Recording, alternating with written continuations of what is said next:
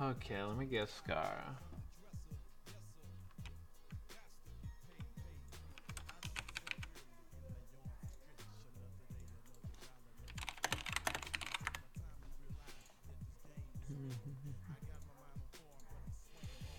Alright, we haven't done this Beyond the Rift thing in a while, so let's see if I still remember. Let's see if I still got it.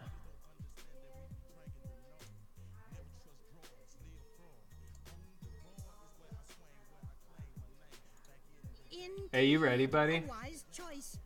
Hey, dude, we're ready. Okay. Hey, yeah, we're good. Give me a couple seconds to sort out everything. Your mic sounds fucking awful, by the way. Really? It sounds like you're too up on it or some shit. Hello? I'm gonna try to get farther away from it, and I'm gonna invite you into the call. Okay? Yeah, sure.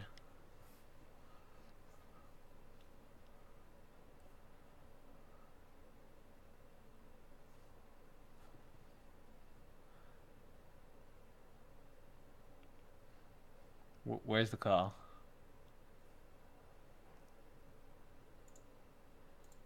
He just fucking went AFK. This fucking guy. Ah, there he goes.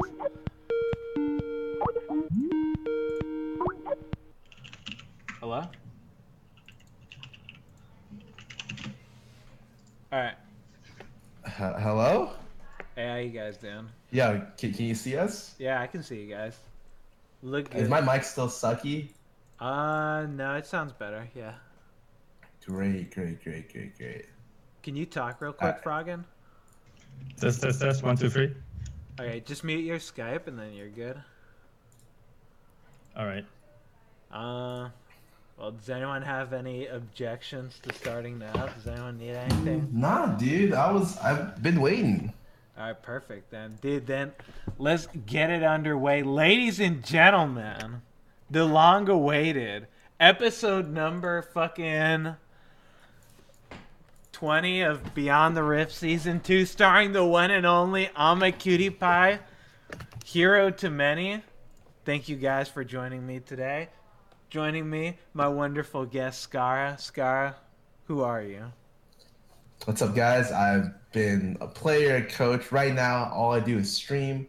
Scarra, you say the fucking thing every goddamn time. Come on, dude. Come on, dude. I want to hype myself. All right, you know what? I'm Scarra. You guys already know who I am. The most important person is the one we have yet to introduce. Froggen, who are you? I don't know, dude. I'm a nobody. Dude, for let's say we have someone's mom watching Beyond the Rift. How would you describe who you are to your own mother?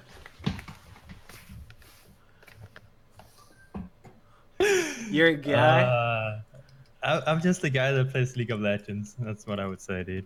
That's a good fucking description. I can respect that. Dude, well, something that needs no description, but I'm going to give it anyway. Discord live question and answer. Amazing Discord service. Dude, love them. Gotta have them. Gotta download them. Use it for the live question and answer at the end of Beyond the Rift. You got questions, we got answers. I can't wait, personally, to answer some of your guys' questions. But enough of that, dude. Let's get straight into it. Let's get into the topic. So we're going to be starting off with topic number 1. In League, you identify by playing one role as opposed to champions usually. Do you think this limits actual player skill by making them hard role players? I don't know what the fuck this question means. Let me kind of clarify this. So in other MOBA games, like sometimes you play positions, right? So in Dota, rather than playing lanes, you played like carry, like 1 through 5 in terms of like how much farm you get and how hard you're going to carry the game, right? Which means that you may potentially play multiple lanes in the game. But League of Legends is really, really interesting. The fact that you only play one position. Always. Maybe earlier in League of Legends, you used to competitive players just like lane swap. Okay, we're gonna do this cool thing. You're gonna play this here. But nowadays, everyone is known as like that AD player, that top lane player, that support player. Do you think that makes people like worst of the game because they're just so defiant, like worst overall players. What- Do you think that's just fine? What is like, is 1 being a carry position, or is that a support? 1 is the carry, the hard carry, and the 5 is the support role, the role that gets no farm. So with this question, you're asking, what is it like instead of being 1 through 5, being bot, support, mid? Well, it's more like, do you think it's possible to even be in a situation where players should be learning all the roles at once? Because when someone gets autofilled, your support gets autofilled to jungle, and you're just like, you know what? This is probably not going to end up too well because he doesn't play this role normally, and no one usually wants to play another role. Everyone just wants to play one role and one lane, or one jungle. I think that it's not a good thing that people only want to play one role, one thing. I think that players should be versatile. What was his name? Was it Matter or some shit? That had he had 5 fucking challenger accounts, all with each fucking role. Who was that again? Mada had 3, I think. He had 80. It was 80 support in jungle. Back when in season 3, he had 3 challenger accounts with 3 different roles. Yeah, I think being able to because the thing is with League, it's basically a decision-making game, and a lot of people I mean, you should rely on your teammates to know what you need to do and shit, but if you played enough bottom lane where you're like, okay, bot lane's gonna go and fucking rotate here, do some stupid shit. I'm the mid laner, I'm gonna set something up to stop this, that kind of work. I mean, in solo queue it's fucking useless because everyone's just running around like fucking idiots anyways. And probably in competitive it's useless too because you'd rather just listen to someone that plays the role for a fucking living than, hey, I play this role off role sometimes, so I have fucking just as much knowledge as you. I think it's nice to have, but it's pretty whatever in most situations, I guess. What about you, Frog? Yeah, I think for solo queue, it doesn't really matter if you play other roles. Also, a lot of people identify it just by playing 2 or 3 champions, and they can play those champions in multiple roles. So I know a lot of Anivia mains will just play Anivia top or Anivia support if they end up getting Anivia, right? You don't really have to identify as just playing one role only. But I think for solo queue, you don't need to learn other roles in order to climb. You can just one-trick it and climb anyway. Yeah, I think one-tricking is the best thing you can do to climb too. I don't know about you guys, but I started off just one-tricking. I mean, I imagine Frog did. When it started up, Actually, I was a huge troll. When I used to climb, the only reason why I started playing ranked was because my friends went to school longer than I did. So when I played alone, I just played solo queue. But I played 4,000 normal games before I started playing ranked. I just wanted to have fun playing the game, right? So I would just play AP Tristana and tank Gragas top when AP Gragas was busted. Didn't really matter. AP Tristana was pretty fucking good back then. Yeah, it was good. So It's a lot of fun. Yeah, that shit was ridiculous. No, I know what you mean, dude. Yeah, when I first started playing ranked, it was just I'm just gonna play Poppy and I'll play her in fucking some stupid ass roles, and who gives a shit, dude? Doesn't really matter what happens, but yeah, I don't know. I think for identifying as a role, it doesn't matter. Most people, yeah, if they play top lane, they're probably just Jace one trick or some stupid shit, and then they'll just play Jace in every fucking lane anyway. So, and they'll just jungle it too or whatever. I mean, what do you think, Scarra?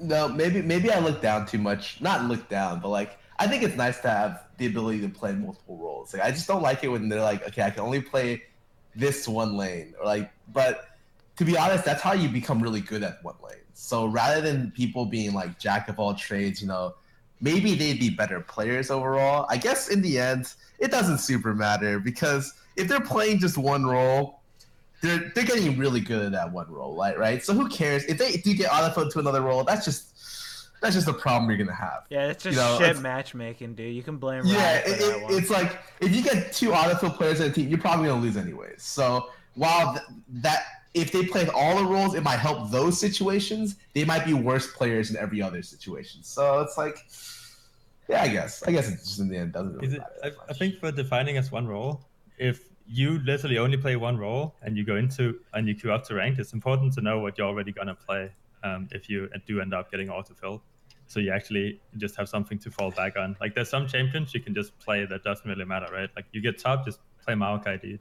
Yeah, like like you're gonna do well. yeah, that's the fucking truth right there. Like understanding your limitations. Like some people, they'll get support and they're like, you know what? I'm gonna play Blitzcrank. I never played support in my life, and I'm a fucking Jace main. I'm gonna play Blitzcrank this game. It's like we fucking lost, dude. Just play fucking Janna and just AFK and drill on yourself. Like yeah, knowing your role, I guess, is pretty important. Yeah. But all right, let's go to the next topic. Froggen, you have been the longest.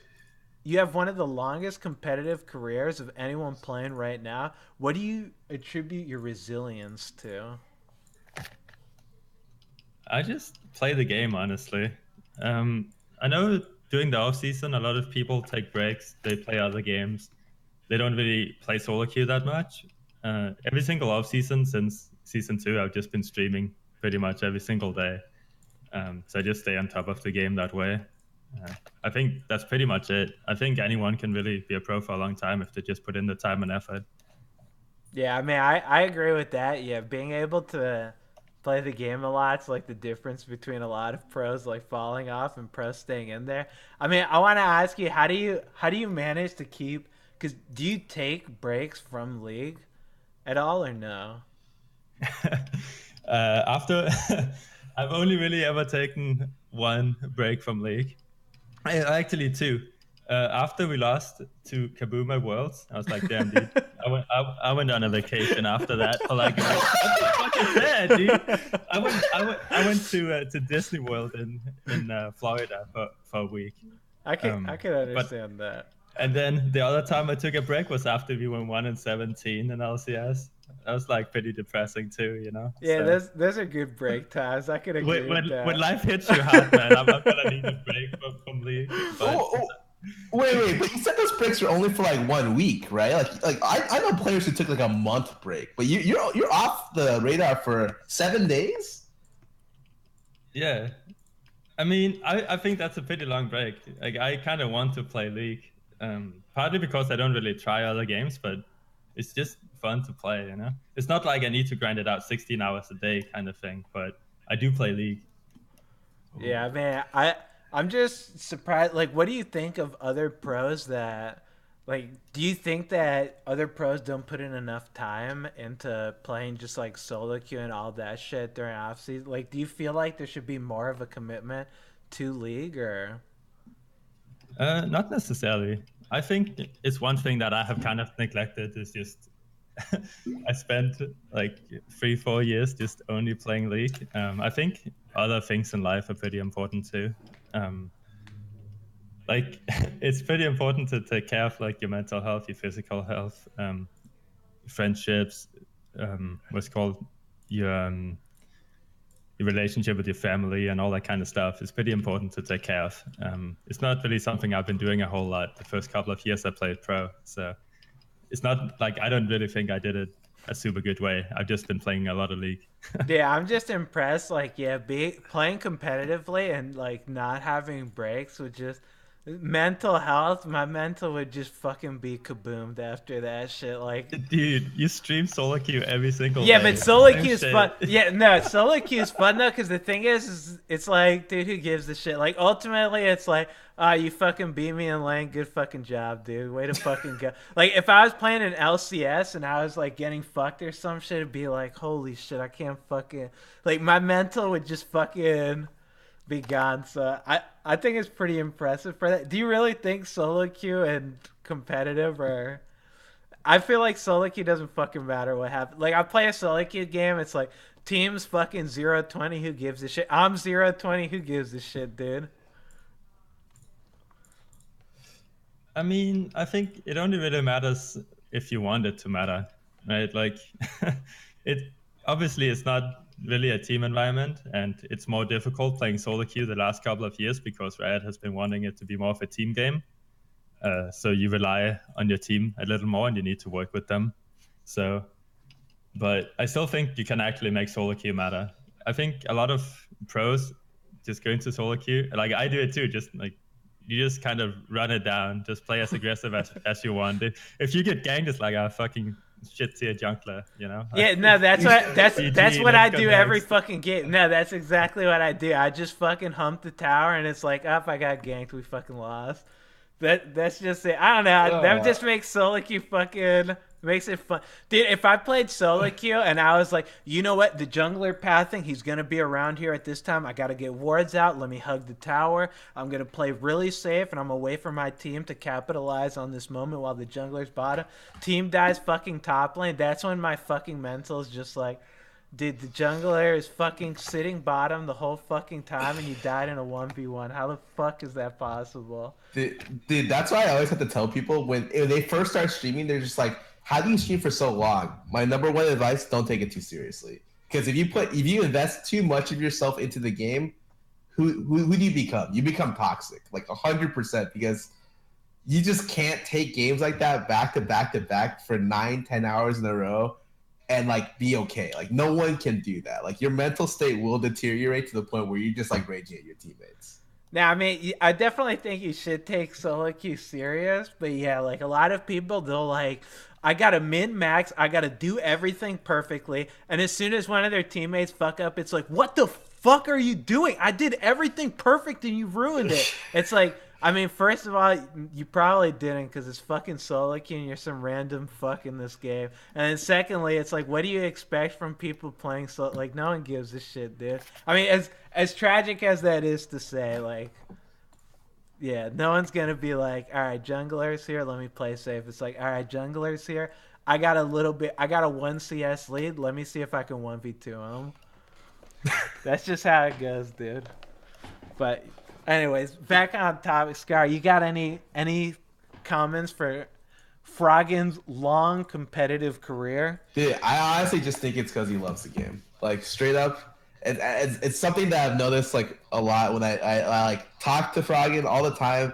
It's like if I talk to him about League of Legends, it's just like it could go on to be like a multi-hour conversation. It feels like, and I just think that like the biggest thing is like people think it doesn't matter, like, but it does. I think it's a huge boon to have someone who just really enjoys playing the game. I know a lot of players, like, you know, Bang in the interview said, you know what, I hate League right now. You know, I don't really like it. I don't have a lot of fun in it.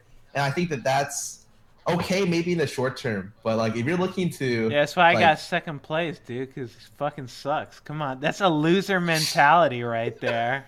Exactly. And so I do think that he's someone who, you know, and stayed at the top because, you know, he just loves the game. Let me ask you this now. We'll end this topic with this question. You guys are both mid laners. Scarra's career fizzled out long before yours, Froggen. Why do you think Scarra's career didn't have the longevity of yours? Oh, okay. I ended it at Battle of the Atlantic.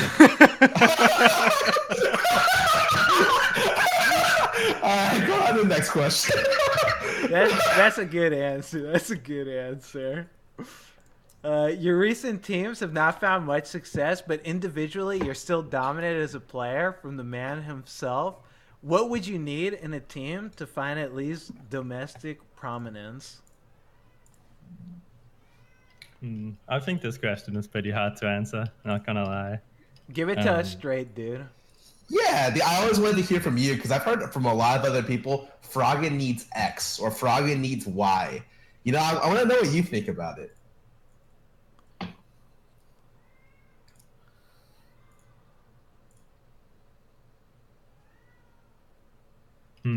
Here, I don't know. I feel like it's such a difficult question to answer. Really, in the end, all you need is just really good players, and you'll be able to win. Like you want people that just you can be on the same page with and all that kind of stuff, right? Like, I think a lot of people are like, oh shit, this guy needs like X amount of resources. He can't work with this guy because he also needs X amount of resources. All that kind of shit, I think is just straight bullshit.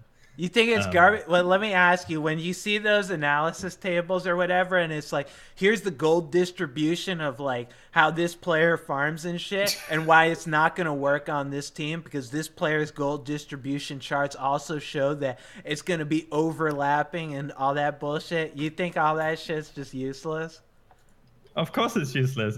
Like, you can literally get more gold in the game just because you're last hitting well doing laning phase compared to some of, like, what someone on your team might just be last hitting like shit, and then you're gonna have a higher gold percentage, right? It's like, it's not like you're taking up more resources. You're literally just getting some gold on the map that's available to you. You know, like, what the fuck? Yeah, no, I agree with you. Whenever I see those things, and then I just love seeing those, and then I love looking at the comments. Like, yeah, this player is such a fucking selfish, stupid player. Why is he taking all the resources? It's like, dude, you're commenting on this useless ass fucking data that means fucking nothing. Like, they don't like do it for laning phase. They don't do it for length of the game. They don't do it for anything. It's just like, here's the fucking data. All right, let's draw our conclusions. I agree with you on that. I mean, I'll say, so I'll start out. Me and Scarra will say what we'll need. I think if I were, for me to have dominance in an LCS team, I'd need 4 role players, and then me as the carry player. You put, Really? yeah, you give me, if you give me just players that can hold their own, like, God, you put me, let's just say, you give me Scarra and Kiwi Kid, we fucking lost, dude. It's fucking over. You give me... What? You give me just 2 role players, dude. Not even 2, like, deadweight, 2 role players, and we're good to go. Scarra, what do you think you'd need on a team? Well, who won Worlds last year? Samsung. So I would need 4 of their players, and then I think I'd have a good chance. You think... You know, Yeah, you can play Malzahar? Yeah, I could play Malzahar, and then I think I got a good. Dude, exactly. That's how he won World Championship Finals. I can emulate that style. That's good shit. Froggy, come on. You gotta tell. What do you think? Do you want some hyper aggressive jungler? Do you want a ward bot so you can? Dude, right. Let me tell you this, man. Like, you're saying you want 2 role players on your team, right? What the fuck does that even mean? I want 2 players. I want 2 players. I don't ever want to hear them say, I'm sending something. I'm going crazy, dude. I'm about to do some shit. I want them to say, what do you need, cutie? When do you need it? That's all I ever want coming out of their mouth. I'll tell them, go give me fucking wards and go shut the fuck up afterward. Go fucking initiate on this shit and give me this kill, dude. That's all I want from them. I don't want to hear, I need a gank. I don't want to hear, I got my lane low, come and pressure it. I just want, cutie, what do you need? Is that something that Froggen would desire in a teammate? I don't think it works like that. No. Dude, I mean, I've been... If you want to play that way, sure. There's just some games that just gonna get messed up, you know? Like, they're gonna die, they're gonna lose their tower. And it's like, well, Cutie Pie, what do you want, man? Should I get a pink ward for you for your bot lane so you let can me tell see you when something. the 5 people are coming to fuck you? Like, let me tell you something. what do you want? I know that feeling because I've played, again, when I've played, I'm sure Scar remembers this. I had the most fun because it was Shifter would pick Ziggs, and then I would pick Jinx, and then we'd farm until 80 minutes, and then we'd take one team fight that'd be win or lose, and then the game was over. And I'll tell you guys... I played that style too. Yeah, that's a great play style. Little spoiler, you're probably always gonna fucking lose when you play that style. So anything that's not close to that, and I'll be a happy man. I guess you'll say too, anything that's not close to that, Froggen, you'll be pretty good with. Well, dude, I don't know. He made his fame on his Anivia play, his stalling Anivia play back in. Wait, Scout, let me cut you off right there. This is one issue I have with this, right? People only remember the Moscow 5 games because Moscow 5 was like, oh shit, they're the best. They win every single tournament, right? Then this CLG EU team comes in. We play like Anivia against them 4 or 5 times, and every single game is like 70 minutes long.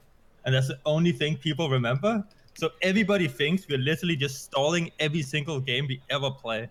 If you have the Season 2 stats, you will see we actually had some of the shortest games because the only thing we did was play mid-game team comps. But people only remember the fucking 70-minute long-ass games. It's so fucking stupid. I only remember the 70, man. I'm stupid as fuck. Yeah! Dude, me and Scar are basically like Reddit, dude. You're basically arguing with Reddit right now. I don't remember any of that shit. All I remember is Turtle fucking comp seal GEU stall until fucking 80 minutes, dude. So...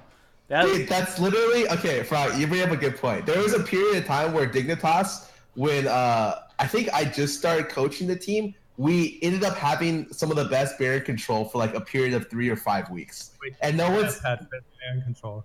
Wait, what? Did you say Dignus has his best Baron control? Yeah, no, straight like. Actually, last season they had insane barrier control, but like even when I was coaching the team, there was a period of a couple weeks where our barrier control was like super good, but no one remembers that because it was just funny to meme about it, and then everyone just ended up forgetting because after there was like 2 or 3 weeks where our barrier control was bad afterwards, and it was just like, all right, they had bad barrier control the entire season, and I'm just like, you know what, it's on me, it happens, you know. The best thing you can do is just give him something else to talk about. You know, who remembers all the way back then? Season 2 Froggen, maybe you weren't the stalwart everyone thinks you were, but Season 8 Froggen, that's who you're going to be. That's what people are going to think about. That's true. I mean, yeah, what Scarra said, instead of giving them the, like, fucking Baron bullshit, they just gave them, what was that play? You weren't on that team when they fucking got 4-man executed all around the map. Oh yeah, I wasn't on the team. I was not coaching that team. Thank God. That's what people remember about Dig that season, where they got executed at the Rift Herald and at the bot lane power dive. Just 4 people died. It was competitively probably the worst game ever in NALCS. I think there's probably worse games if you look for it. If you looked at that game, you would disagree. I remember it was bad. All right, fair enough. I mean, we'll move on from this topic. Are you sure, Froggen, you don't want to tell what an ideal team? Not even what do you think would be like? Obviously, you'd get me on the team. Who would you have support, jungle, top? Anything? Honestly, for me, it doesn't really matter. Like, I think I'm a pretty versatile player, and so it's like I'll pretty much fit into anywhere. I don't really mind the style I'll have to play. So whoever I have on the team, I'll just be able to adapt and play the style they want really well. That's what I think. All right, fair enough then. Let's go to the next topic. So, jungling is a hard role to define sometimes. What do you think the main role of the jungler should be? Oh, I love this question. I think the main role of the jungler is to be a fucking laner's bitch. A lot of people disagree with me here, and that's okay, dude. But when junglers AFK farm, so I'll have someone, I know what I want to play jungle. This is gonna clutch us out the game. Insta-lock Shyvana, never see them for 50 minutes in the game. Laners fucking lost. What a bunch of garbage players. It's just like, yep, you got me, dude. I'm just fucking awful. I'm getting fucking 5-man tower dope over and over again, and you're fucking jerking off at your Gromp. Good fucking job, dude. Like, if you jungle that style, that's okay. But in my opinion, I think that the jungler's role is to facilitate the laners to do well and to impact the map with them. What do you think, Scarra? That's what I always had problems with people with, where I think junglers should just be doing. I think the jungler's role is to ignore the laners, and like the laners' opinion. Like maybe not ignore, but I think that it's really easy to get swayed into like the laners' opinions on what's right and wrong. I think your goal is to be the volatile factor in the first, especially in the early game. Like your job is to be like everyone lanes, and the game would literally be 1v1, 2v2 if you didn't exist. So like your job is to make sure that whatever happens, you set a good position for your team. I don't necessarily know if that means being the laner's bitch, but sometimes that's true. Sometimes they should be, but then sometimes I just think that's why they get so much shit. I think that junglers get so much shit because people expect so much of them. I think, like, Kia, you're probably just like, this guy should be warding for me all over the place, should only play tanks, needs to initiate frontline for me, sacrifice his body for me, give me his Gromp. If I'm 100 gold away from BF sword, I need it.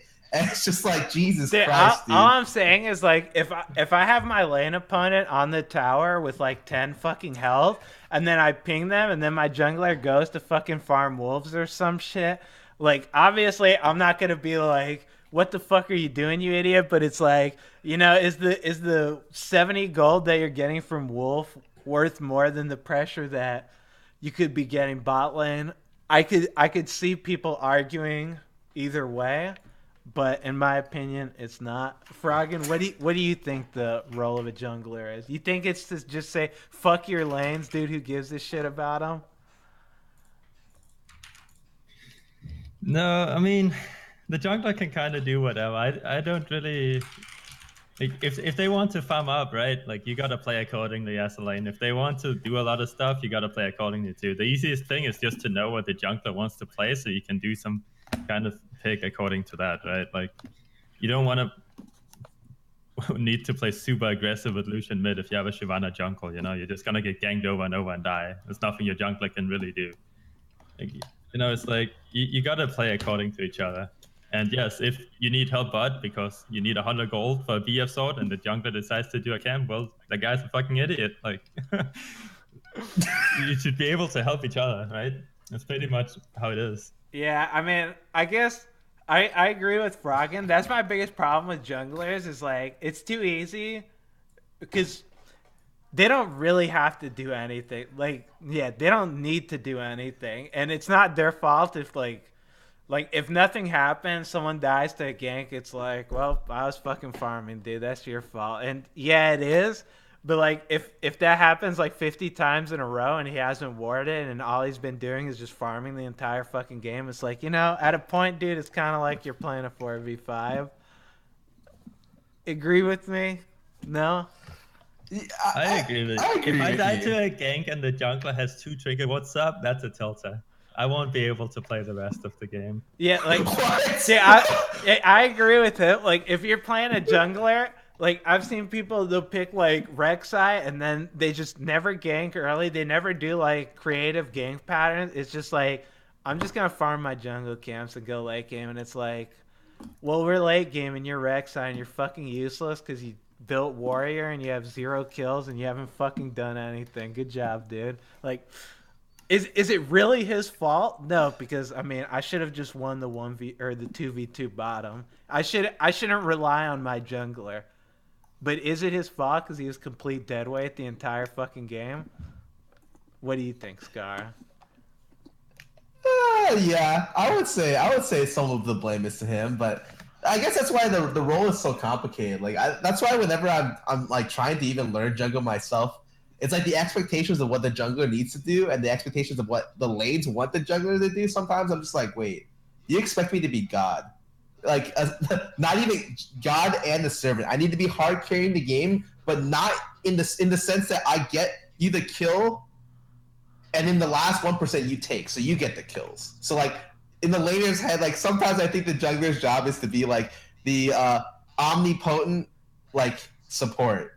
And they get all the kills, they get the highlight montage. You were there and you set up the play for them correctly. Yeah, I'm just saying, like, because jungler, the thing that tilts me the most is like junglers talk like they're fucking god, like I'm fucking god jungler, dude. Don't fuck with me. It's like they're fighting NPCs the entire fucking game.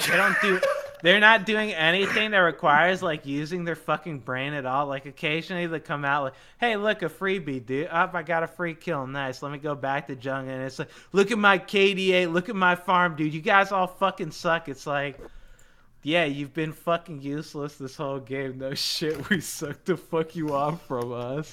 So you think junglers should not have big ears? They're the most useless role in the game, is what you're saying. I'm not saying they're the most useless. I'm saying they're the most impactful role for how little fucking work they have to do. Like, they actually don't have to use their brain or anything. I play jungle, dude. I'm drilling on my fucking self half the time. Who gives a shit? I have no fucking idea pathing or any of that shit. It's just like, oh, look, a free kill. I go and fucking kill the laner, and then I just go back to my jungle and farm. I'm not like, oh, let me get some pressure around here and shit. But I expect that from jungle men. Like, jungle men should be thinking like that. But like, you know what I'm saying, Scott? They basically have to be God, or else I'm disappointed in them. All right, nice clarification. Okay, so I clarify for junglers, they need to be godlike. Scarra says they need to be godlike. Froggen, what do you think? Do junglers need to be gods, or can they just be mere mortals and just try their best? They can be mortals. They just need to put in a little bit of effort. You know, like how often do you play with a jungler in solo queue that doesn't tell you anything in chat? He doesn't think where the jungler is. He doesn't try to track the enemy jungler at all, right? Like, you can literally just AFK in your jungle and just say where the enemy jungler is gonna end up, and it should be good enough for your team. You know, like if you know the jungler's there and you need assist or some shit, you just put a damn assist ping down, you know? Like, it's that simple. I think people just don't really try to communicate with their jungler. And then there's a lot of junglers in NA that's pretty toxic, so it's not really a good combination. But Ooh. if everyone tried to communicate more with the junglers, it would probably be much better overall, Yeah, like a much better experience. I can agree with that. Yeah, like tracking the enemy jungler, like just having the jungler like push out past the fucking river and not sit in his jungle the entire game is like worth so much to me. Like seeing someone do that, I'm like, oh my god, he's actually fucking doing something. Like if he spots the jungler once, I'm like, thank you fucking god. But yeah, if they're just sitting in their jungle the whole time doing nothing, fuck them. Basically, just fuck junglers. Let's go to the next topic. I think we can all agree with that. Fuck junglers. A lot of people I've talked to have said that even though NA talent has improved over the years, players still aren't learning fast enough. Is there a specific reason for this?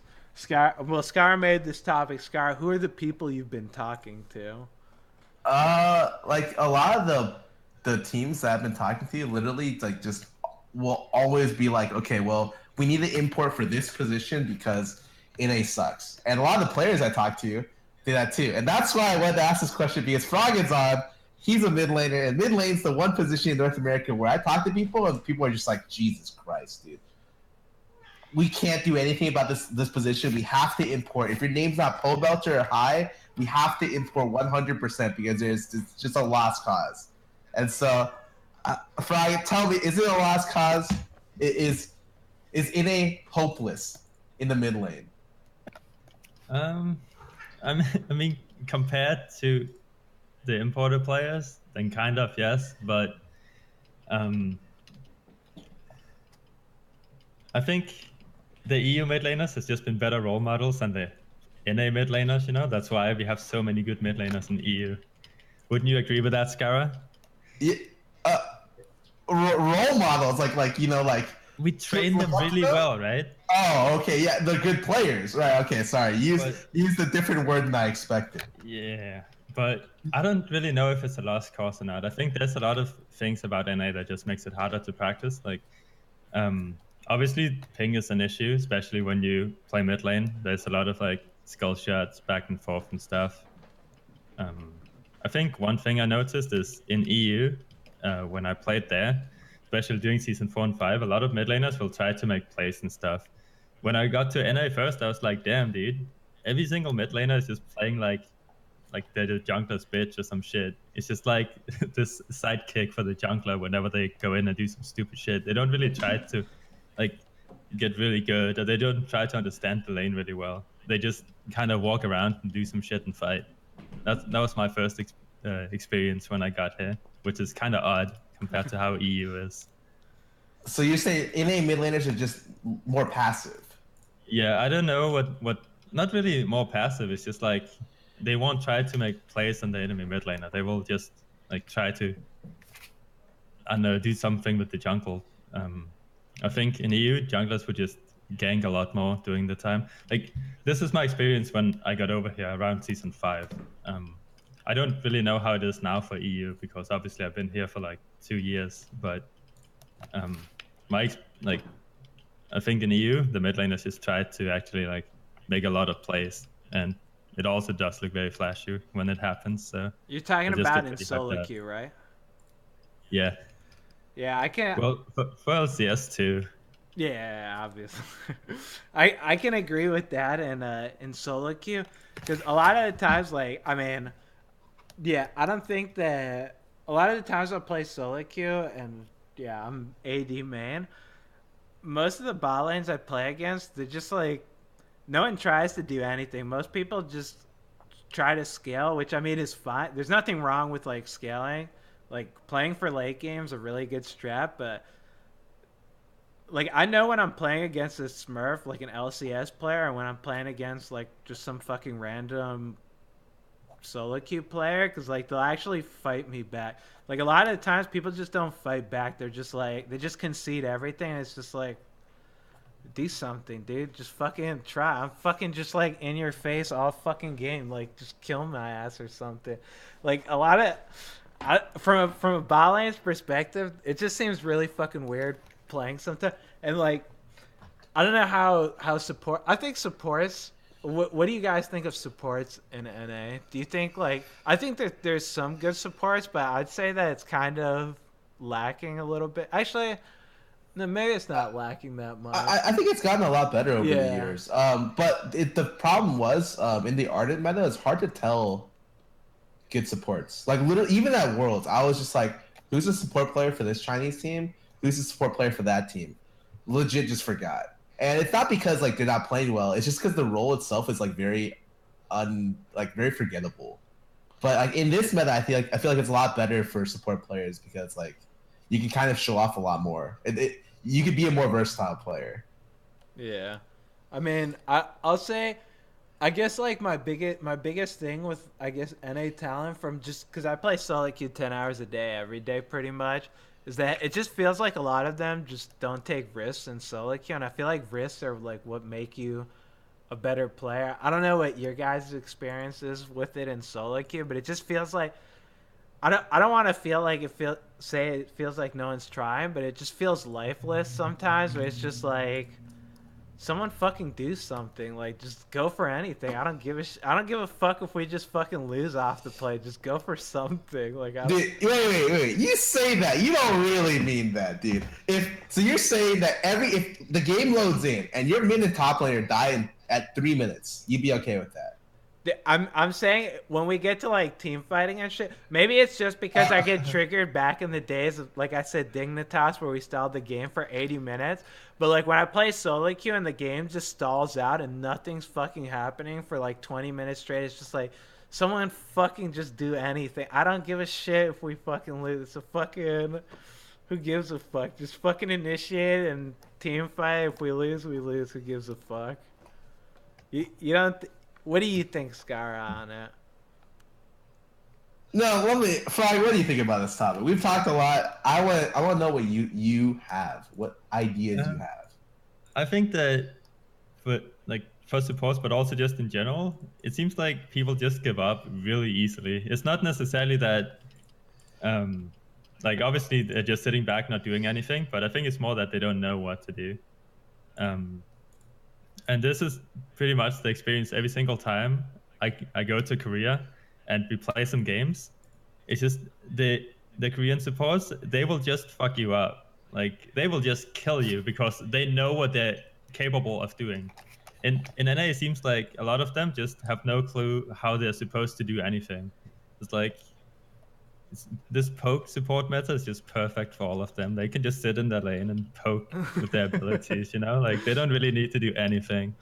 But shout out to Alicraft in the chat, and I know he's gonna be there because he just says, fuck this AD, I'm gonna go do some shit, right? That's fucking great. Now, I'll say that. On that topic, I think his playstyle, I think it's the worst fucking shit possible. It tilts me so fucking hard when people lose to it, because it's just such a fucking stupid thing to lose to. I don't know how you guys feel about it, but it's like, what's he gonna do? He's gonna run. I'm like, I just had a game. I think it was my last game. I ping spammed the entire fucking. I ping spammed. I got a warning for spamming. And then I ping spammed again, and then my top lane died to it. And it's just like, dude, like how can you fucking die to that? Like, what the fuck am I supposed to, like, I think it's great that he's like super active in the role and like trying to make plays and shit. But the fact that kind of shit gets rewarded in solo queue is just like, oh my god, man. Well, the idea is like he's trying, right? Like eventually when you get higher, actually you can't get higher, but when you play with better players, like that won't work all the time. And he's supposed to learn from that, right? Like I don't know. I like the fact that he roams, That's why Ole did so well on the challenger ladder, because he like literally would just roam mid all the time. I'd be like, why is this guy here again? That's so pissed. Yeah, I guess it's you can get. I think there's really good and bad times for it. Like in the game you said, right? It might be some stupid matchup in top where they're literally gonna spend the entire game fighting, right? Like they're both gonna be low. The first guy to show up there is gonna get rewarded. So he just runs up there and gets a kill. Anyone can really do it if they just look at the map. But often people are just, they feel very restricted when they play the game, and they're like, well, I need to go butt right now, else my AD is just gonna get dove or some shit. Like they don't really think about a lot of things that can happen in the game, you know? Right, Yeah. and you know what? Kitty's the problem too, because Kitty never wants to support the leave. Kitty's always like, you know, Oh, no, you follow wait. me around, just sit here with me the entire game. That's not true, because if my support's fucking awful, like let's just say he gives first blood in the stupidest fucking way, I'll just tell him leave the fucking lane, dude. Don't ever come back to this lane. I'll just ward up and sit under my tower this whole game. So I definitely don't always want them to sit bottom. But let me ask you, what do you think about, because what Froggen said about they don't know, they have no idea what the fuck's going on and stuff. What do you think about if they added voice chat into solo queue? Because I'll say from a bot lane's perspective, what Froggen was talking about, it's really hard for a support to roam, because for a support to roam, obviously the AD first of all needs to know that he's roaming. Don't fucking go aggro and don't show up in lane, because you're probably gonna get tower dope. And they also need to know you need to ward up for your fucking backside, because your jungler, the enemy jungler, is probably just gonna 3v1 tower dive you. Like that kind of stuff. If you could communicate it to your fucking AD, it would open up supports a lot more to actually roam, because I know a lot of supports don't like roaming, because they know the second they leave the lane, their AD is gonna fucking die, and it usually happens. So what do you guys think of if voice chat was added? Do you think it improved the talent? I don't really mind voice chat, but I don't think it will really fix the problem. If voice chat was there right now, they still would have no clue when to roam and what to do. That's what I think. I think it's more like a long-term fix. Like, yeah, voice chat would help people get better at the game, but learning is like a two-way street, right?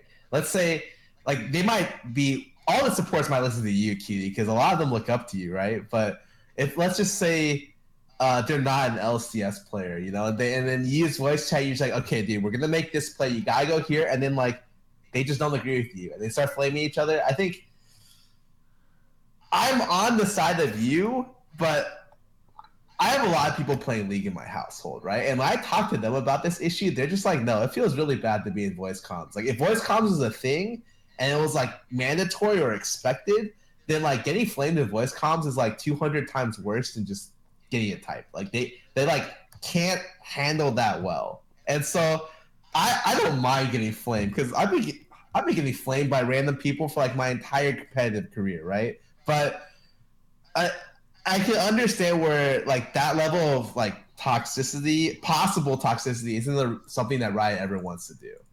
Yeah. Even in the expense of making the game better, because that's still hard to quantify. Yeah, I guess that's true. I guess I have like a warped sense of like what solo queue is, because yeah, we talked about it before, where like I can't really tell what solo queue really is like, because when I'm in the games, they feel a lot different than what they usually are. Because yeah, I don't know how much people actually argue with each other outside of whatever and all that bullshit that we had talked about before. Because yeah, I'd played a game where I just had two people just like fucking going at it the whole time, and it was just like, you wouldn't be saying this shit, or you never say this shit when Cutie's on your team, and all this bullshit. It's just like, what the fuck are you guys doing? Just shut the fuck up and play the game already.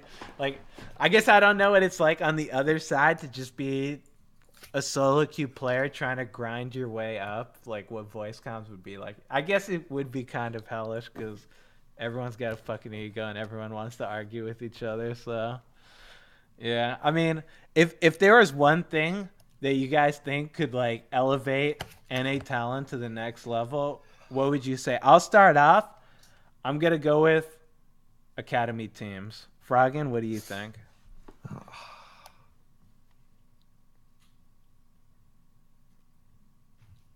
I think just more effort into whenever they're playing solo queue. Like, to all the pros that say like solo queue doesn't matter and shit, like usually the challenger players and stuff, they will have some pros they look up to. When every single one says that it doesn't matter and it's all they really got, it's not really that motivating, right? Like, they should really just try their best every single game. not necessarily spam as many games as possible, but they should probably spend time just studying how other people play, watch replays of whatever players they want a similar play style to, and then learn some stuff instead of just going in with the mindset that it doesn't matter at all. I mean, I'll say on that I agree that they definitely people should take solo queue more seriously, and that includes Riot Games. Put the fucking challenger rewards out. Like it's been how fucking long? How long has it been since the challenger season ended, and they still haven't announced what the fuck? Dude, they're just trying to hype it up, dude. I don't even know what it is, but I'm pretty sure most people have just forgotten about it. There's no more. It's just like fucking dead. Like no one even gives a shit about it. But I'm not gonna drop. I'm gonna fucking bring it up every single time I can. Solo queue matters. Put a fucking reward to it. Scarra, what do you think though for elevating it? The one thing needed. I mean, I think the idea that Froggen has is correct, but I think that it's what we talked about before, where people aren't going to try that much in the Challenger season, except for when the Challenger ladder ends and the Challenger ladder begins. That's why everyone wants the season to end, right? So people are so mad that the season hasn't ended yet, but for me, I don't care, because if the season starts a month earlier, it means that in the middle months where no one gives a shit, it's going to last a month longer. Like, so it's still the same time frame for me, so I don't care when it starts or when it ends. The biggest problem is just there's no incentive for there to be constantly people playing in Challenger. And like there's LCS, dude. You could get promoted. Not anymore, just kidding. Shut up, dude. No, it's really just I'd like to see some sort of like monthly incentive for people to play the game. Like you know, Clash? Riot Games. Yeah, like Clash is something that's really cool actually that I like that they do. But also just for the ladder itself, like I'd love for them to give out like monthly or like bi-monthly awards to players in the ladder just for being good at the game. It's like you're encouraging people who are already your hardest, the players who play the game the most at the highest level, and they have this like ladder that doesn't really mean anything. Like from number 400 to 1,000, unless you're looking to go pro, like it doesn't super matter. Like I'm always the type of person where it's like, okay, you want people to care more, give them more incentives. If you give them more RP a month, dude, skins are stupid. But you know what else they are? They make a shitload of money because people actually do kind of care about RP and stuff like that. So why not tie an RP award to people who hit Challenger? I think that's reasonable. Some sort of reward for players to just care more about the ladder, and that will trickle down, I think. Yeah, I can agree with that. Also, an incentive to actually care, because a lot of people, they say like you shouldn't need an incentive to carry. Incentives playing in the LCS. Let's be honest, dude. No one's fucking like half the players aren't getting in the LCS. Like half the every fucking slot that has what's it called, a import is fucking taken. Like you're probably not getting in the LCS. Let's just be fucking realistic here. It needs to be an incentive other than that, because like most players, yeah, they'll just like, what does it matter if you're number 100 on the Challenger ladder? It pains me to say no one gives a shit if you're 100, dude. No one gives a shit if you're like top 50. If you're getting to like top 20 or some shit, it's like, damn, dude, this guy is actually like a fucking beast. What the, like, people will start to care, but even then they don't. It's probably not even like that. It's like, oh, this guy's getting really high up. That's pretty good, man. So if they gave an incentive other than like, oh, maybe you could join an LCS team, I think it would help out a lot too. I can agree with that, Scarra. All right, though, let's go on to the. I think the thing with incentives and stuff, it doesn't necessarily fix anything, because how it is at the end of the season is everybody just camps for the spot and challenge, right? If people get rewarded every single month, you're just going to see people trying to camp as much as possible and play low amount of games. You'd want people to play a high amount of games if they're in Challenger, right? The thing is, like, that camping causes people to play more. Like, yeah, people camp, but like especially at the bottom parts of the ladder where I was at fighting for Challenger last season, you have to play a lot. Like, some people can camp, and they have the luxury of being able to do that, but a lot of the players grind a shitload. Like, I'm sure 100% sure people play the most during the end and start of the season, because when you look at the ladder shifting in terms of like where the LP is, the highest LP is, it moves up so much in the last 2 weeks. It's insane. It moves up like 50 points. Yeah, And so yeah, I can agree with that. Like watching the fucking ladder at the end of this season, it just kept going up. It was like, you know what, this season's probably gonna end. I was like, it's gonna end at like fucking 400 points or some shit, and it ended up ending at like fucking, what did it end at? It was like 500 or some like ridiculous shit. Like if you try to camp that shit, there's no fucking way you're gonna end up doing that. I think with rewards, it'll definitely get more people. What? You'll be able to camp it in some ways. Like, so Oh, you only I'm need to sure play you can. to play one game a day, right? That's basically it. So now you'll just have people waking up at 5 a.m. queuing up for the game, playing against the Diamond 2 people, and they just end up being challenged literally because they play at just a different time zone when everybody else is asleep. If they have a shit team comp, well, they're just gonna dodge and lose 3 LP and hope for the best next game, you know? See, Like, there's gonna be so many bad things about it too. I mean, that that's they the should have thing a where fix for. I think that's the thing though, where like I hate elo boosters. Don't get me started on them. But like, you know, elo boosters, they probably want the freest win. It's just gonna be boosters versus boosters over there, and that, even though that's not the greatest thing, that definitely still helps with like, you know what? These are pretty good players. They're doing this because they can, man, and they're going at it. This is elevating the game. It might not elevate the game the way you want it, but I think like people are gonna want the free wins. So whether it be elo boosters or like someone that's just, maybe they're not a challenger player, maybe they're just garbage and they want a free win, they're gonna wake up at that time, play against players that are like trying to win and actually get games that are good. Compared to like a lot of the games I play right now, dude. I can't even fucking tell if people are trying. It's just like, what the fuck are you doing, dude? Like, pick some stupid shit, just fed your ass off the whole game, and then they're just spamming forfeit at 15. It's just like, all right, well, this is great, man. Good job. I think the weekly rewards could be. Well, weekly might be too much. Like, I think that I kind of agree with Froggy. You don't want people to camp that much. It's like, maybe the thing is, for me, I want to simulate the end of the season as much as I can, because that's when most people play. I think the most people take it seriously, and it's actually really enjoyable to play at the end of the season and the start of the season. Those are super fun times to play. Yeah, and the most important thing too at the end of the season, the most, like, I don't know how it is for a lot of people, but for me, the most fun thing is just fucking gatekeeping people. Like, just watching someone just like, I gotta win this game. This is the final game, dude. I gotta win, and just fucking annihilating them, just destroying their mental, and then watching their match history being all red afterward as they're just fucking tilting game after game. That shit, dude, really fucking wets my willy, man. You give me that shit every fucking week, dude. I know you guys know what I'm talking about. That shit feels good as hell. You're degenerate, but I agree with you. I think every month would be cool. Like, so that way you can't sit, like, you're given, what, 10 days to play? So that means you have to at least play, I don't know, like a decent amount of games a month. Like, I want to simulate the end of the season at the end of every month, pretty much. And maybe a random small award for it would be cool. Maybe it wouldn't get that hyped. It'd only be hyped the first little bit, but anything to make people take the game more seriously. Because I think the idea that, like, hey, you need to take the game more seriously. You as a professional player, or you as a streamer need to take the game more seriously. That's just not going to happen. Where there needs to be some way to, like, make them do it or make them want to do it. I can agree with that. You got anything else on this, Froggen? No, I mean, monthly incentives are fine. I just think there will be a lot of issues with it that would need to be worked out. I can agree with that. I'm sure, like, no matter what happens, we'll always just be a shit region, so who gives a shit, right? Thanks, Keely. No problem. So pride right there. 2018 is fast approaching. What's your New Year's resolution going to be? Scarra, you can start off. I'm going to hit Challenger this year.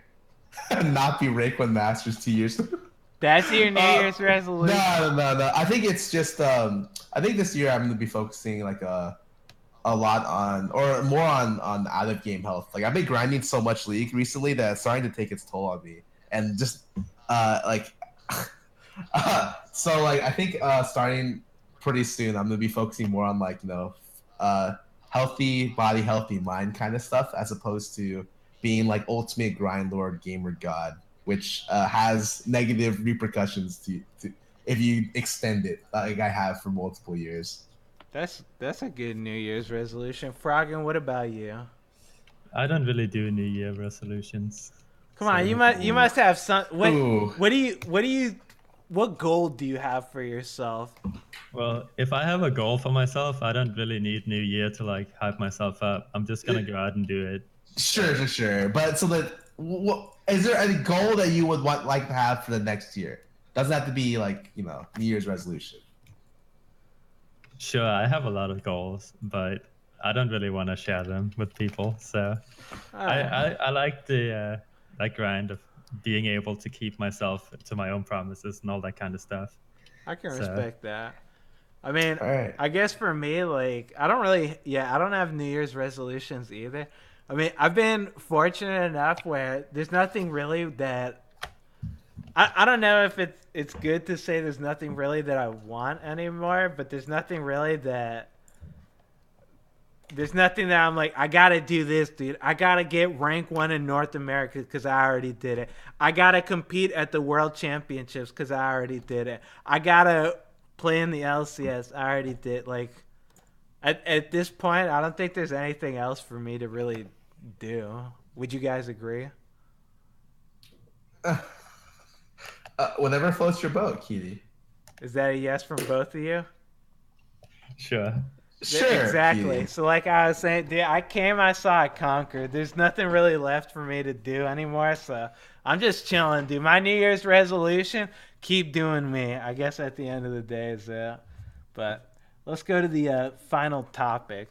The final topic, ladies and gentlemen, is the Discord Q&A. It's time for some good old-fashioned question and answer segments. You got questions, boys. We got answers. Let's get straight to it. We're going to start off with Brentos wants to know. I'll start off with this question. This is just a great question. Do you guys believe Tyler 1 will finally be unbanned the start of the new year? I'll start off. I think so. I think he's earned it. I don't fucking know if he's earned it, but sure, why not? Scar? He'll get unbanned. I'm 100% positive he'll get unbanned. I'm actually, that thing that happened where that writer tweeted posted on the forums was just like probably him. They officially announced it behind the scenes, and he just got so excited. He wanted to share the big news with everyone, but he didn't want to do it publicly. So he was just like, "What do people not use a lot? The Riot League of Legends forums. Maybe they won't know this." And he just like messed up. They took it down. I'm 100% sure to get unbanned by next year. Froggen, you don't give a shit, right? I mean, I haven't really followed the whole thing that's been going on, so I mean, I don't really know. Hey, I can't blame. I'll be honest. I don't really give a shit either. I mean, I honestly, I'm excited just for more people to play against in solo queue. Like, I love Nightblue. He took a really long time off streaming. I fucking hated it because I fucking love playing against him in solo queue. The more people that I get to play against in solo queue, the more fun it is. Especially if they're like streaming, because then it's funner. But let's go to the next question. Fox, don't you think teams should look a bit more into challenger players who are not pro yet? There are some really sick players out there. So I'm assuming he's talking about, so there's a lot of players that make like highlight clips and stuff that I'm sure some of you guys have seen on the YouTubes and stuff like that. What you guys think some of those kinds of players, if they came into the LCS, just be making YouTube videos of just watch what I do to fucking Doublelift or some shit? You think they should have scouting talent for that? No? I think Montages and stuff is all fine, but I don't really think that shows you if a player is good or not. You can literally just be playing 16 hours a day, and then you will have some highlight plays, right? Like, then you can make a montage and you can show off how good you are. But I have a lot of people, so I get a lot of people in my chat that tell me, Cutie Pie, you don't have as many highlights as like this guy, so clearly he's a better player than you at bottom lane. Like, they'll show me some guy that plays only AD. He's got like fucking a million highlight videos, like highlight number 5,000. You don't think players like that maybe should be priority scouting? No.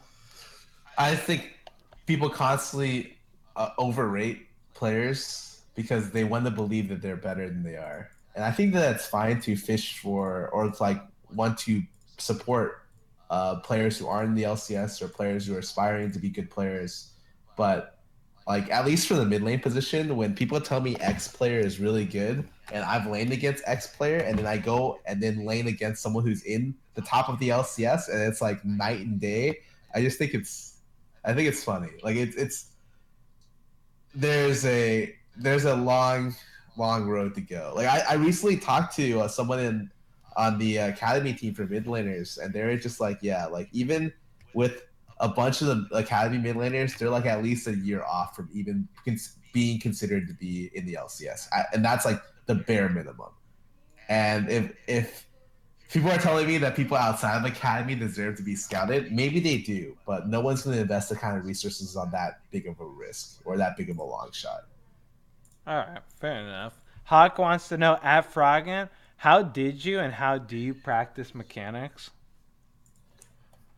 You play the game a lot and you spam the same champion many games in a row. I think that's the best way. You know how whenever people ask you the questions, what's the meta, right? Tell me your top 5 champions so I can play it. And they proceed to play 5 new champions, right? Like they're not gonna get good mechanics. They're gonna get good mechanics on a champion if you literally just spam the champion for like 50 games in a row.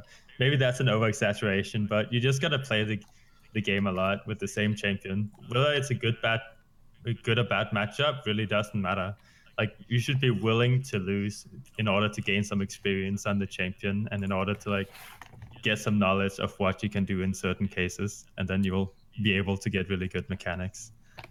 Yeah, like a lot of the times people ask me like, what should I do for mechanics? And yeah, I say the same thing. It's just play the fucking game. But it's like it really is. If you focus on just playing one champion, your mechanics will improve a lot just because of that. Because if you're trying to play 20 different champions, like, ooh, I'm a really versatile player, so I play every single fucking bottom laner in the game right now, and then it's like, dude, my fucking Jinx is nasty, dude. It's like no one gives a shit about your Jinx. You're fucking wasting your time playing it, and you should just be focusing on like the champions that are meta, because by playing them you'll understand like, hey, you know what? I could like go for a flash in this situation against this matchup, and I have enough damage to win it. Where if you're playing fucking 20 different champions, it's like, I don't know what the fuck I do in any of these situations because this is my first time ever being in it. You should focus on, if you want to improve your mechanics, not even if you want to improve your mechanics, if you want to improve your game, you should play one champion and then focus on everything other than the champion you're playing, because you should understand how that champion works. And that'll improve your mechanics. Sky, you have any advice for him? Nah, I think I agree exactly with with what you guys said. The only difference is I think that the AD carry role might be a little bit more homogenous than the other roles. So I think that mechanically on the AD role, a lot of the mechanics can kind of carry over because the a lot of the champions are like inherently built on just being able to like last hit well, and like your movement and positioning while last hitting is like what's key. And so like being able to play multiple champions in the AD role, a lot of them are similar, like play out similarly, even though they have different abilities. Like the same core kit is the same, and for other roles that may not be the case at all. So I don't know. I just agree with both of you. All right. Veggie Bunny wants to know at Froggen, hi there, your favorite mod here. Do you guys think import rules should be lifted EU/NA? Also, should someone like Froggen who plays for 2 seasons in NA still count as an import, since Bjergsen isn't counted as an import anymore? So, what do you think of the import rule? You think it should be gone? No, I think it's good that you have some what's called some local talent. It's like it wouldn't really be that exciting if you just have 5 foreigners on every single team and they're just competing. Like is it even NALCS at that point? You know, I think it's great. Um, I can agree with Yep. that. I mean, for me, I've actually been a fan of restricting the import rules even more. But I do think that like that was under the assumption that maybe the having like one import increases the chances for NA talent to play in the LCS, and that's obviously going to be true. But it doesn't necessarily mean that the skill of the region increases. So I'm kind of 50-50 on my thoughts about the idea, but I thought maybe a 4-1 would be better than what it is right now. Yeah, But I agree with Scott. I don't know. Like I think a 4-1, but like if they play for 2 seasons or 3 seasons in the LCS, they can count as a resident. So like less stricter law like residency rules, but more stricter like players per team, like limited to 1, which 1 is 20% of a team. Like I think that's pretty significant. But that's kind of a more controversial statement. I agree with you. I think if they made it 4-1, it'd be a lot better. Just from like, yeah, watching imports is like cool and all, but I want to see like the people that I'm playing against in solo queue like going at it and shit. Or I don't give a shit about like some fucking random ass import. I have no fucking idea who he is. I don't know anything about him. He just like showed up one day and haha, he's in the LCS now. Good job, dude. Like I like seeing players that I'm actively playing against. So I think restricting it even more would be better, but that's just me. Let's go with one more question. Let's go. The final question will be Jack Contavious wants to know at all of us if you had a if you had a one trick a champion for the rest of your life, who would it be? I'm gonna go with if I had a one trick a champ for the rest of my life. I'm gonna go with Scarra's fucking muted. Hello? Wait, you just cut off on the final question. Okay. This guy asked, if you had a one trick a champion for the rest of your life, who would it be? I'm gonna go with, I think I'd go with, at the end of the day, probably Twitch. I think Twitch is a really fun fucking champion. Something about Twitch just speaks to me. Maybe it's the fact that he's just a fucking smelly, grimy fucking rat. I kind of like that in him, dude. So I can kind of relate to him, so I'd go with Twitch, in my opinion. Scarra? A lot of people are expecting a certain champ. I think recently I've been really enjoying Alawi. Like, really enjoying Alawi. So for now, I'm gonna go with that. Dude, I agree with you on Alawi. Alawi's fucking so awesome. fun. Yeah, I fucking love playing her, dude. That's a good choice. I mean, for me, it's pretty obvious. So, just gonna be Anivia. Oh, You still got that passion for Anivia? I mean, yes. Like I still play the champion, you know. I can respect Like, that. it's my most played this. Is it really? This Wait, season. really?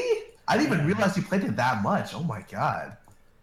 Yeah, damn, what the hell? Dude, I mean, because, like, I used to have, like, champions that I one-trick. Like, I used to one-trick Poppy and Pantheon and all that bullshit, but I stopped playing them once they, like, come out of the meta, because it's, like, I like one-tricking champions that are, like, the best or whatever. I like winning at the end of the day, so I just play shit that's fucking broken, you feel me? So I guess my one trick would probably change eventually. Like, maybe it wouldn't be Twitch. Maybe I'd stop playing Twitch when, like, the meta changes. I'll just play fucking Yeah, I'm sure if you asked me at the start of the season, I'd say fucking Ezreal or some stupid shit. So I can respect a man that sticks to the Anivia through thick and thin, though. That's good stuff. But that's gonna conclude the live Discord question and answer segment, and that's gonna conclude Beyond the Rift episode number 20. I want to give a big thank you to our friend Froggen for joining us today. Froggen, my friend, if people want more of you, where can they get you? Ooh, they can find me on Twitch, just /Froggen. Scarra, if people want more of you. Twitch and Twitter /Scarra. I'll be streaming right after this, so you can catch me there if you're interested. But I mean, thanks for coming on, Froggen. Really happy you came on. Yeah, thank you guys for having me on the show. It's a pleasure. Yeah, and if you guys, if you want more of this, every Thursday, same time, 5 p.m. Eastern every day, or every Thursday, not every fucking day. And yeah, that's gonna be a special thank you. Can't forget to you guys for being here today. Thank you all. Hope you have a wonderful rest of your day. Goodbye. And a great New Year's. And a great New Year. We won't see you till after. Because we won't. Good shit, Scarra. All right, I'm out, everyone. What? See you later. Bye, guys.